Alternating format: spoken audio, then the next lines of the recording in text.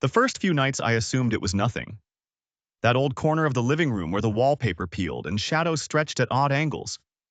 What could possibly be there? But every night, at precisely 2:13 a.m., Max would bolt up from his bed, hackles raised, low growl rumbling from his chest. His gaze would lock onto that empty corner, refusing to break until the silence felt oppressive. Max had never shown signs of anxiety before. He was an easygoing golden retriever, the kind who greeted strangers and napped through thunderstorms. But now, his behavior bordered on obsession. He'd pace, whimper, or suddenly bark at nothing. I joked about ghosts with friends, but when Max's reaction grew stronger, almost violent, the laughter died out. On the fifth night, curiosity and unease twisted together. I set up a security camera with night vision, pointing directly at the corner. Watching Max prowl nervously, I waited for the clock to strike 2:10. At 2:13 exactly, his growl rattled the silence once again.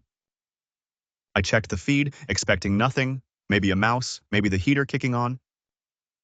The timestamp blinked as the camera recorded. For a split second, the corner seemed to shimmer. Something dark, barely visible, moving against the pale wall. Max lunged, barking with an intensity that chilled me. Replaying the footage, I froze. There was no shape, no clear outline, just a ripple in the air, as if the world twisted in place. No one else could see it, but Max did. The next day, I showed the footage to my neighbor Tom, and he shrugged. Probably dust or a bug, he said. But when I played it back, Max growled again at the movement, instinct pure and strange. Night after night, the routine held. I tried everything, switching off the lights, burning incense, moving furniture. The phenomenon and Max's reaction never changed. At 2:13 a.m., the air bent, something unseen stirred, and Max warned me away. I began to wonder if Max was protecting me from something I couldn't comprehend. I researched poltergeists, electromagnetic fields, old legends.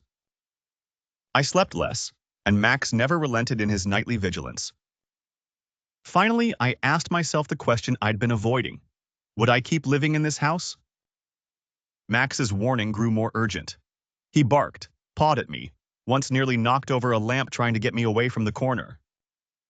Now, every night I watch both Max and the monitor. Sometimes fear pushes me towards the door, but sometimes I stay, trusting my loyal companion more than my own eyes. Would you keep living in this house? Or would you finally listen to the dog that warned you?